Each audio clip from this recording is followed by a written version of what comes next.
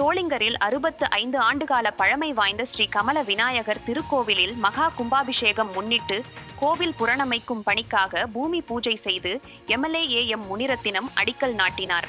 ராணிப்பேட்டை மாவட்டம் சோளிங்கர் மருத்துவமனை அருகில் உள்ள 65 ஆண்டுகால பழமை வாய்ந்த ஸ்ரீ கமல விநாயகர் திருக்கோவிலில் மகா கும்பாபிஷேகம் நடைபெறவுள்ளது.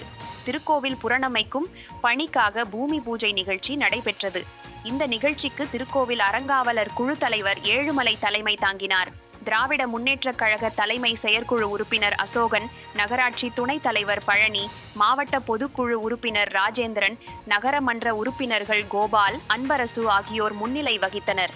செயலாளர் பிரகாஷ் அனைவரும் வரவேற்றார். இந்த நிகழ்ச்சியில் சோளிங்கர் சட்டமன்ற உறுப்பினர் ஏ.எம். முனிரத்தினம், நகராட்சி தலைவர் தமிழ்ச்செல்வி அசோகன் ஆகியோர் கலந்து கொண்டு கோவில் புரணமைக்கும் பணிக்காக பூமி பூஜை செய்து அடிக்கல் நாட்டினார்கள். மேலும் 2 மாதத்திற்கு உள்ளாக கோவில் புரணமைக்கும் பணிகள் முடிவு பெற்று மகா கும்பாபிஷேகம் நடைபெறும் என கோவில் நிர்வாகத்தினர் தெரிவித்தனர். நிகழ்ச்சியில் அறங்காவலர் குழு உறுப்பினர்கள் சடகோபாலன், லீலாவதி, சோழபுரீஸ்வரர் திருக்கோவில் அறங்காவலர் குழு தலைவர் சுந்தரமூர்த்தி, ஒன்றிய குழு உறுப்பினர்கள் சாவித்ரி பெருமாள், சுகந்தி முருகேசன், மகேஸ்வரன் மற்றும் உள்ளாட்சி பிரதிநிதிகள் மற்றும் பலர் கலந்து கொண்டனர்.